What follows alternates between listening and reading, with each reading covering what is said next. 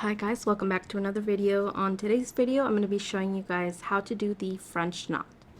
Okay, so here you can see the French knot in a couple of different ways. Let me zoom in for you a little bit.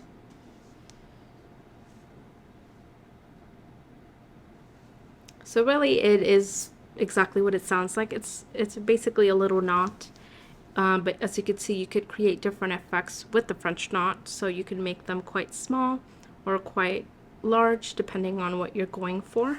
Here in our pink pony example, I did use that French knot as a filler stitch. So I basically filled the entire tail and the hair of our horse using the French knot. You can also see on the little tips of these sort of stems, I used a French knot for the little flowers or plants, whatever you want to call them. Anywhere I needed to just make a little dot or a point, I also used the French knot. So for the French knot, I'm going to just make a little mark here of a dot. It's not really necessary, but just a little guide for myself. I'm going to start with my needle as usual. We are tying a knot at the end and leaving a little tail on the opposite end of our thread. For the French knot, we're going to come in at the bottom, aiming at our knot,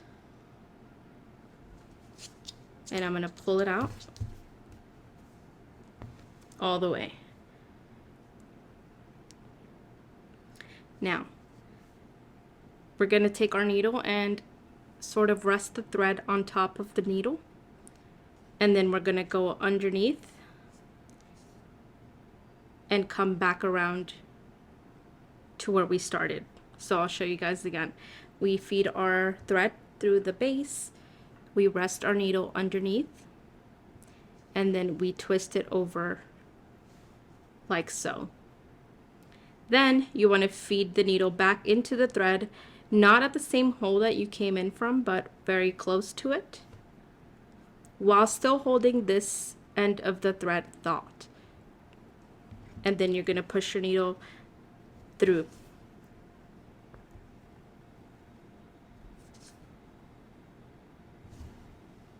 And voila, you created your first French knot. I like to grab it with my opposite hand like so, and then just rest our needle underneath that thread while bringing this one over like so. Oops, let me do that again.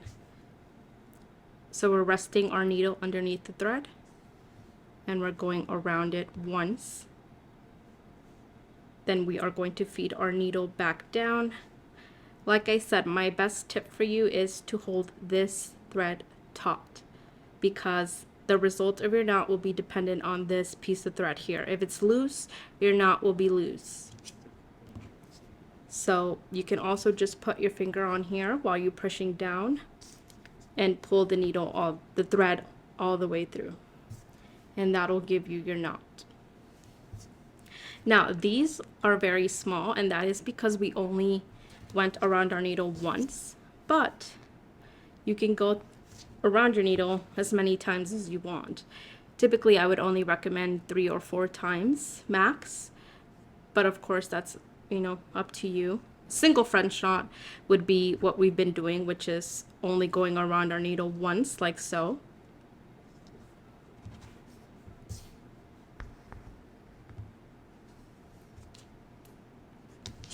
Or a double French knot would mean that we would be going around the needle twice. So when you look at some of the instructions, you may get different amounts of French knots. I usually only do 1 or 2, but when you see an instruction guide tell you to do a double French knot, it means you're going to go around the needle twice. So I'll show you that now. We're resting the needle under the thread, and then we're going around once, and then a second time, 2. And then we're going to do the same thing. Just feed the needle back down as close as possible to your original little hole, and then feed it back down. And then as you can see, that one is a little bit bigger.